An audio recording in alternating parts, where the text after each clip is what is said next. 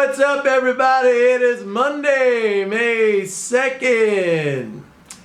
Years going by, man.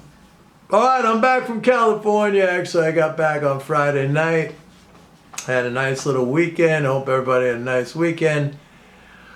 Here's the scoop, folks. We had a pretty good rebound in the market today off the lows, which was a good development. All right.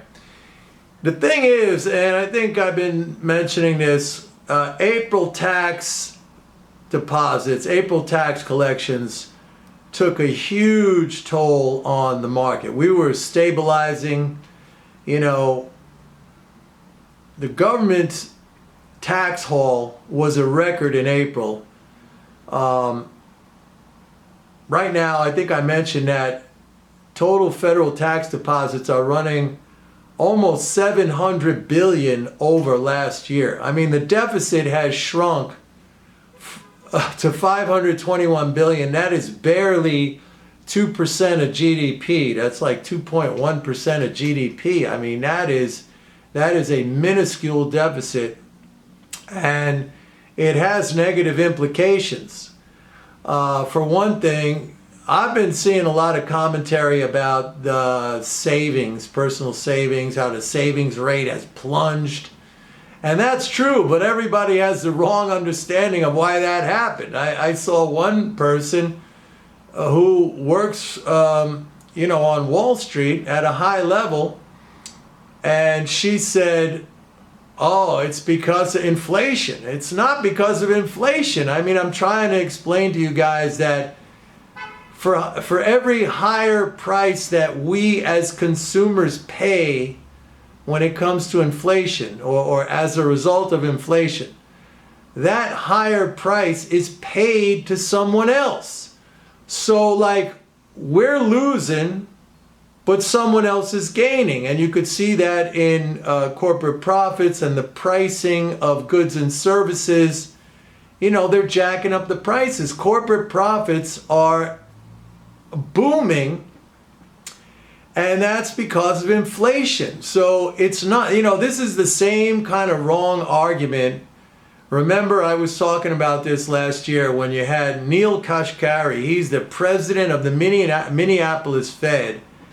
Actually, he was saying this in 2020 with the pandemic when we saw a huge increase in the savings rate.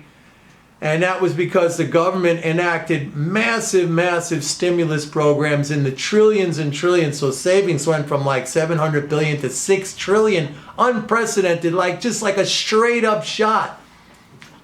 And Neil Kashkari, here's a guy, he's a Fed member.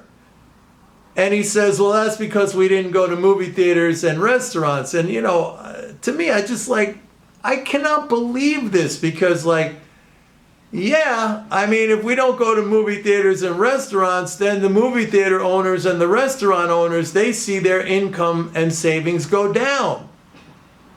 The only way that savings can increase is if somebody spends more than somebody else. And in this case, it's the government net spending, to the tune of trillions, and that spending flows to the non-government, to the economy. And it's the same thing with inflation. Savings didn't go down because of inflation. Again, the higher price that I pay or you pay, that's paid to someone. It's just a redistribution of income. Like somebody pays more and somebody receives more. So I have less in my bank account, let's say, as a consumer, right? I pay more for food, I pay more for gasoline, I pay more for whatever, rent or housing costs, I pay more for everything, clothing. But there's somebody on the other end of that transaction who receives that additional income. Now, there is a case where the income does fly away.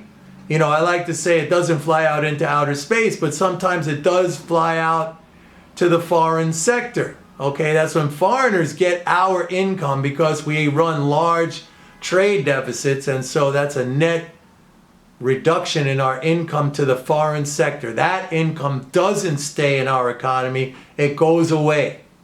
You got it? But anyway, the reason for the big drop in savings was this gigantic tax haul that the government took in, and a lot of it came in April. I mean, April saw, it was like a 400 billion drain of liquidity. That's real liquidity. By the way, that's real liquidity. You could see that in bank deposits. Bank deposits dropped like almost 400 billion. That's real liquidity drain. It's not liquidity drain when the Fed does QT, which everybody, that's all they focus on. They're not focusing. Nobody's talking about liquidity drain, although I did see one article on Zero Hedge. Actually, I was surprised that somebody wrote on that blog of all places. They said it was the Treasury, Janet Yellen just put through a gigantic drain in liquidity, and that was correct. And it's not so much her fault. I mean, it's the fault that we have to pay taxes, and taxes, because the economy has grown, the nominal amount of taxes that we pay, and I spoke about this in the past. I said, you got automatic stabilizers, fiscal automatic stabilizers. When the economy goes down, when it shrinks, then what kicks in is unemployment benefits and disability and Social Security and Medicaid and those things. The spending on those things, they're automatic. They start to expand, and that creates a safety net under the economy. But the opposite is true too. When the economy is growing very fast, then taxes start to increase just, nominally. When the economy expands, we pay more taxes. Incomes go up, profits go up, more taxes are paid. And if the government starts cutting back on its spending at the same time, which is what happened at the beginning of this year, then you have a very rapid shrinking of the deficit. And the deficit, what is the deficit? The deficit equals the change in the financial balance of the non-government. So when the deficit shrinks, the financial balances of the non-government shrinks, right? There's less of that flow going to the non-government.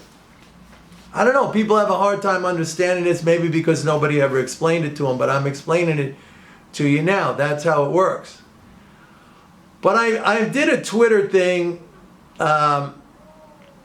I posted a Twitter comment today saying like, hey, the deficit is now down. Listen to this, folks. The deficit is down 1.3 trillion compared to where it was last year. 1.3 trillion compared to where it was last year.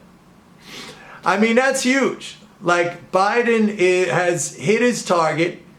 He's going to be cheering that, but he doesn't realize that that's the reason for the contraction in the economy. We had a negative print in first quarter GDP, and we could even go into a recession as a result of that. I didn't think that was going to happen, but these tax hits are huge, huge. April tax hit was huge.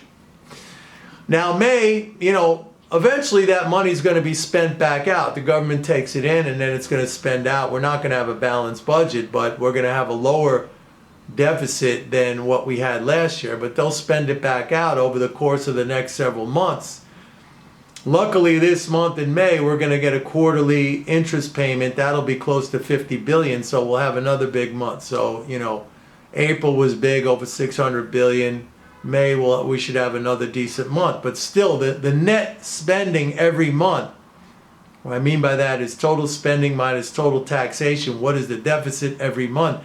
It's about 220 billion. So it's going to take a while to, pump that tax collection back into the economy.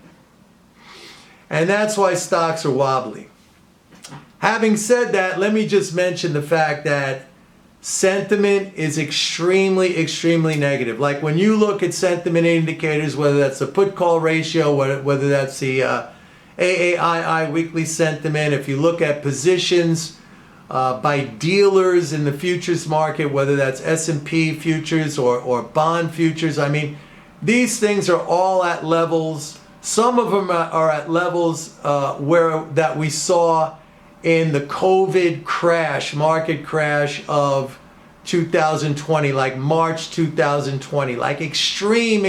And some of them are even at levels that we saw in 2008, 2009 with the GFC, the great financial crash, you know, the really, really high levels of extreme negative sentiment. So we're definitely going to get a rally here. I mean, you have tech stocks. I mean, they're looking like deep value stocks right now. It's really incredible.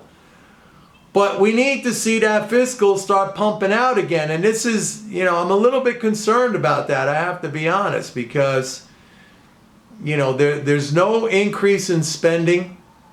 Taxes are really, really high. Biden's even talking about raising taxes, which would absolutely seal the deal on a recession if he does that. So yeah, the fiscal situation is not looking good at all. I still think that, you know, we'll see a bottom in here for stocks. I don't know how sustainable it's going to be, but we will see a bounce in here, and then it's a question of how quickly that huge tax haul in April gets spent back out again. All right? And that's the update for today, folks. All right, I'll see you tomorrow. Bye.